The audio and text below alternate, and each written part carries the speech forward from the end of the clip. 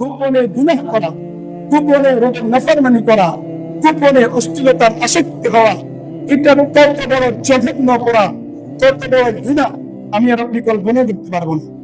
কিছুদিন আগে এক যুবক আমাকে ফোন দিয়ে বলছে, হুজুর আমি তো বিচার করে ফেলছি, আমার কি মাফ পাওয়ার কোনো সুযোগ আছে? যুবক নিজেই বিচার করছে এবং বলতেছে যে হুজুর আমার কি মাফ পাওয়ার কোনো সুযোগ আসেনি? আমি কিছু মাফ পাওয়ার সুযোগ আছে। প্রকৃত তওবা করতে হবে, রবের কাছে তওবা করতে হবে যে জীবনে এই পাপের কাছে দাঁড়াবার যাবো না, জীবনে এই বিচারের কাছে আর যাবো না। রব্বে কারীমের কাছে যদি আপনি খালেস তওবা করতে পারেন, রব আপনার গুনাহ মাফ করে দিবেন।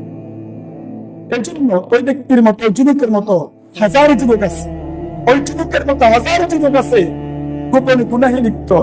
মুহতারাম হাজরিন, আমরা এখন চিন্তা করতেছি গোপন কামরায় একা একই কামরায় গুনাহ করতেছি, কেউ তো দেখতেছে না, বাবা দেখতেছে না, মা দেখতেছে না, দুনিয়ার কেউ দেখতেছে না, গুনাহ করলে আর কি হইব? কিছু তো হইতেছে না, নেশাতে আসতেছে, গুনাহ করতেছে, নেশাতে আসতেছে, দুপুরের খাবার তো আসতেছে, রাত্রের খাবার তো আসতেছে, এটা আমরা মনে করি।